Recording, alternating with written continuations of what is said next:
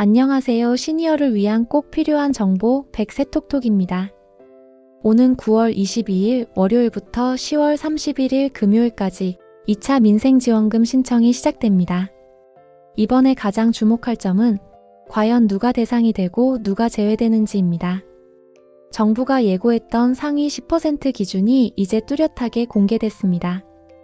오늘 영상에서는 많은 분들이 궁금해하신 2차 민생지원금의 핵심 내용을 정리해드리겠습니다. 1차 때 이미 신청하신 분들도 계시겠지만 이번 2차는 지급 시기가 확정되었고 무엇보다 기준이 바뀌면서 큰 변화가 생겼습니다. 따라서 이번 지원금을 누가 받을 수 있고 어떤 조건 때문에 제외되는지 그리고 10만원 이상 혜택을 받는 경우까지 차근차근 알려드리겠습니다. 시청자 여러분의 생활에 직접 도움이 되는 중요한 정보입니다. 놓치지 마시고 영상을 끝까지 함께 해주시길 바랍니다.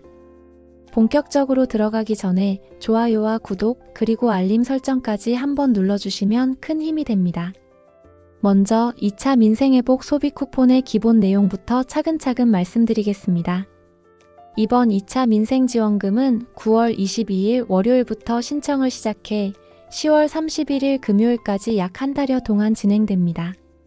지원 대상은 국민의 90% 그리고 1인당 10만원씩 지급이 이뤄집니다.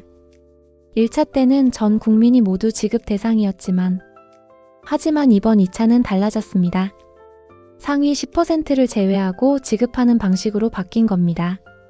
즉, 국민 대부분이 받을 수 있지만 고소득층 일부는 지원에서 빠진다는 의미입니다. 이제 신청 방법을 설명드리겠습니다. 기본적인 절차는 1차 때와 거의 동일합니다. 먼저 신용체크카드로 받으실 분들은 온라인 신청은 각 카드사 앱을 통해 가능하고 오프라인으로 직접 신청하실 경우 은행 창구를 방문하시면 됩니다. 선불카드를 원하시는 분들은 거주지 주민센터에서 직접 신청하시면 되고요. 신청 초반에는 출생연도 끝자리 요일제가 다시 한번 적용됩니다. 예를 들어 월요일은 1과 6으로 끝나는 분, 화요일은 2와 7, 수요일은 3과 8, 목요일은 4와 9, 금요일은 5와 0으로 끝나는 분들이 신청 가능합니다. 토요일과 일요일에는 모든 번호가 신청할 수 있도록 열어둡니다. 이 제도는 신청 첫째 주까지만 운영되고 둘째 주부터는 요일에 관계없이 자유롭게 신청할 수 있습니다. 자, 이제 많은 분들이 궁금해하시는 부분. 바로 상위 10% 기준입니다. 과연 누가 지원을 받고 누가 제외되는지의 갈림길이 되는 핵심이죠.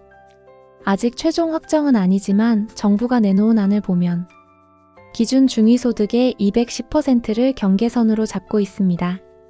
조금 더 구체적으로 말씀드리겠습니다. 1인 가구는 월소득 502만원을 넘을 경우 제외, 2인 가구는 825만원 초과 시 제외, 3인 가구는 1055만원 초과, 4인 가구는 1280만원 초과하는 경우 지원금 대상에서 빠집니다. 이 기준을 적용하면 우리나라 전체 국민의 약 10%, 즉 대략 500만 명 정도가 제외될 것으로 예상됩니다. 이게 전부는 아닙니다. 자산 기준도 함께 적용됩니다. 즉, 소득 기준을 충족해도 자산이 많으면 제외됩니다. 재산세 과세표준 12억 원을 넘는 주택을 가진 경우, 이자 배당 등 금융소득이 연 2천만 원 초과되는 경우, 이런 경우에도 지급 대상에서 빠지게 됩니다. 정부는 이번 2차 민생지원금에서 단순히 소득만 따지지 않고 자산까지 함께 고려하겠다고 밝혔습니다. 그 목적은 분명합니다. 단순히 월급만 보고 판단하는 것이 아니라 실제로 고액 자산을 가진 사람들을 걸러내겠다는 취지입니다. 다만 이렇게 되면 또 다른 문제가 생깁니다. 모든 가구가 똑같은 조건을 갖고 있지 않기 때문입니다. 그래서 정부는 예외 기준도 함께 검토하고 있습니다. 예를 들어 1인 가구의 경우입니다. 혼자 생활하기 때문에 상대적으로 생활비 부담이 더 크다는 점을 고려해야 하고, 또 맞벌이 가구는 같은 소득이라도 건강보험료가 합산되기 때문에 총액이 더 높게 책정되는 불이익을 받고 있습니다. 정부는 이런 불균형을 해소하기 위해 과거 사례를 다시 참고하고 있습니다. 실제로 2021년 상생국민지원금 지급 당시에도 특례 기준을 적용한 적이 있습니다. 당시 1인 가구의 경우 연소득 5,800만 원 이하, 건강보험료 17만 원 이하라면 지급 대상에 포함시켰습니다. 맞벌이 가구의 경우에는 가구원 수를 실제보다 한 명 더 많은 것으로 계산해서 보험료 기준을 완화하는 방식을 적용했습니다. 이렇게 해서 불이익을 줄여주었던 사례가 있습니다. 이번 2차 지원금도 큰 틀은 유지하면서 형평성을 맞추기 위해 이런 식의 세부 조정이 이뤄질 가능성이 높습니다. 이제 지원금을 어디에서 쓸 수 있는지도 짚어보겠습니다. 이번 2차 소비 쿠폰은 1차 때와 마찬가지로 전통시장, 동네 마트, 식당, 미용실 등 지역 소상공인 매장에서 사용 가능합니다. 반면 대형마트, 백화점, 온라인 쇼핑몰, 유흥업소 등에서는 사용이 제한됩니다. 지원금의 목적이 분명히 소비 활성화와 소상공인 매출 증대에 있기 때문입니다. 그동안 많은 분들이 가장 궁금해하셨던 것이 과연 상위 10%를 어떤 방식으로 걸러낼 것인가였는데요.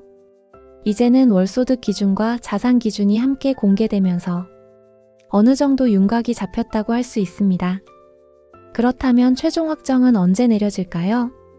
현재 정부는 건강보험 가입자 정보와 주민등록 자료를 바탕으로 모의 분석을 진행 중입니다. 이 작업이 마무리돼야 정확한 수치가 나오기 때문에 시간이 다소 필요합니다.